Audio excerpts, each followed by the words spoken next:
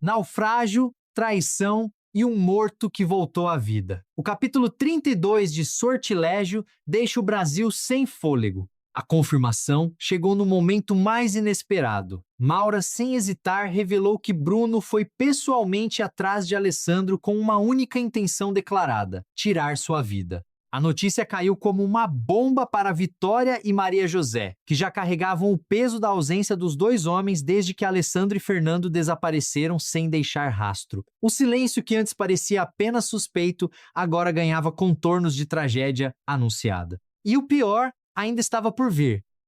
Se você está acompanhando essa história e quer saber tudo o que aconteceu no capítulo 32 de Sortilégio, antes de todo mundo, deixa o like, se inscreve no canal e comenta aqui embaixo o que você acha que vai acontecer com o Alessandro. A gente traz tudo em primeira mão. A sequência de revelações começou quando Vitória e Maria José, desesperadas com a falta de notícias de Alessandro e Fernando, decidiram entrar em contato diretamente com a gerente do hotel onde os dois estavam hospedados. A resposta que receberam não foi tranquilizadora. A funcionária confirmou que Alessandro e Fernando estavam, de fato, tentando localizar Bruno antes do sumiço.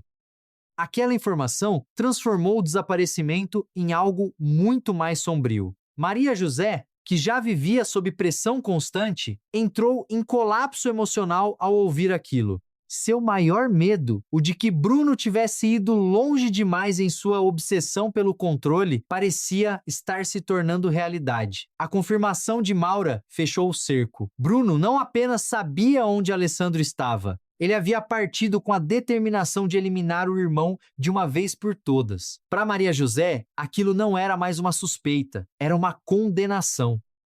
E no meio daquela confusão, a gerente do hotel trouxe ainda uma terceira informação que virou o estado emocional de todos de cabeça para baixo. A lancha em que Alessandro e Fernando viajavam havia naufragado. A palavra caiu no ar como um veredicto. Enquanto o drama em torno de Alessandro se desenrolava, o capítulo também revelou uma crise paralela que promete sacudir outros personagens. Raquel procurou a mãe para uma conversa que ela vinha adiando. Com a voz embargada, confessou que está grávida. Só que a situação é mais complicada do que parece. Ela não sabe ao certo quem é o pai do bebê. Os candidatos são dois, Roberto e Ulisses, e qualquer um dos dois nomes traria consequências enormes para a sua vida. Roberto, que soube da gravidez, aproveitou para ter uma conversa com Vitória. Segundo ele, Ulisses jamais assumiria a responsabilidade, mesmo se fosse o pai da criança. O motivo?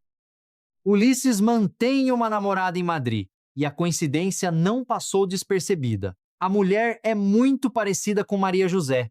O detalhe alimenta as suspeitas sobre a natureza dos sentimentos de Ulisses e as razões pelas quais ele se aproximou de Raquel desde o início.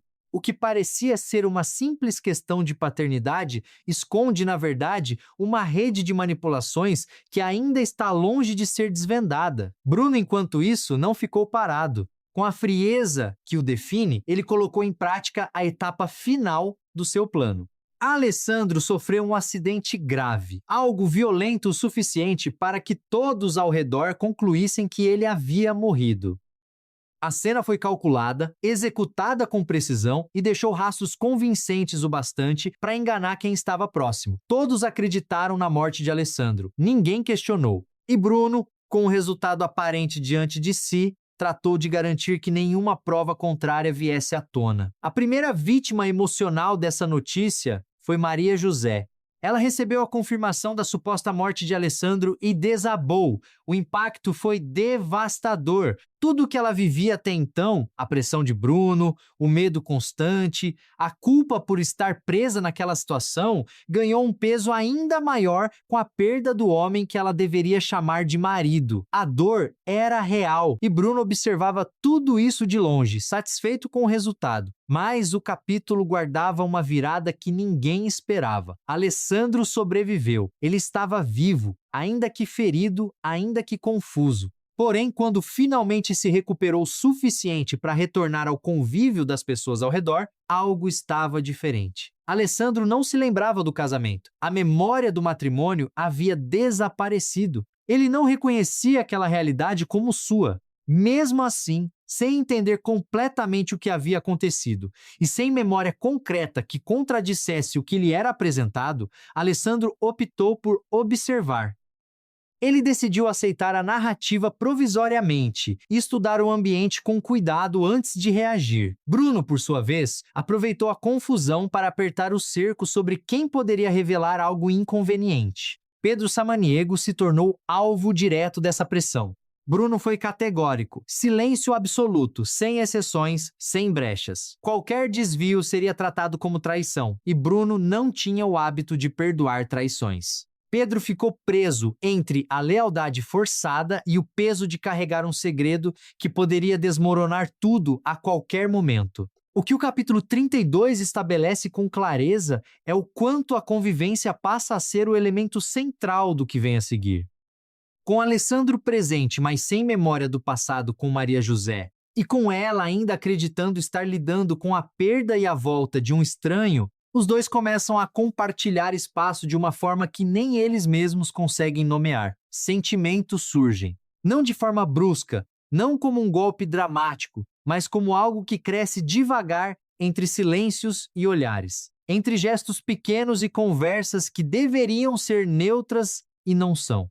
Maria José, contudo, não consegue simplesmente deixar esses sentimentos existirem. A culpa a acompanha. Ela conhece partes da verdade que Alessandro não conhece, e essa assimetria pesa. As ameaças de Bruno continuam ativas. Ele nunca está de fato ausente, mesmo quando não está fisicamente presente. Sua influência contamina cada decisão que Maria José precisa tomar. E agora, ela se vê diante de uma escolha que define o rumo de tudo: revelar a verdade a Alessandro ou continuar protegendo a família ao custo do próprio silêncio. Alessandro, por sua vez, não é ingênuo. Mesmo sem a memória que explicaria as inconsistências que percebe, ele começa a notar que as peças não se encaixam completamente. Pequenas contradições surgem, reações que não fazem sentido, informações que chegam em doses calculadas. E o instinto que permaneceu intacto, mesmo quando a memória não foi, começa a trabalhar. Alessandro passa a questionar Maria José, não de forma agressiva, mas com a persistência de quem sente que algo importante está sendo escondido. É exatamente aí que Sortilégio se torna mais poderoso como narrativa. A tensão não vive apenas nos atos extremos, nos naufrágios e nos acidentes, nas ameaças de morte e nos segredos revelados. Ela mora no espaço entre dois personagens que carregam versões incompletas da mesma realidade e que, apesar disso, ou por causa disso, não conseguem ficar indiferentes um ao outro. A culpa de Maria José e a intuição de Alessandro constroem um campo de forças que o capítulo 32 apenas começa a explorar. O que vem a seguir promete ser ainda mais denso. A verdade nunca fica escondida para sempre. Em Sortilégio, cada segredo guardado é uma bomba com um pavio aceso. A questão é quem vai segurar a chama até o fim e quem vai deixar tudo explodir. Você acha que Maria José vai revelar a verdade para Alessandro antes que Bruno perceba? Deixe a sua opinião nos comentários, compartilhe esse vídeo com quem também está acompanhando a novela e se inscreve no canal para não perder nenhum capítulo. A gente se vê na próxima.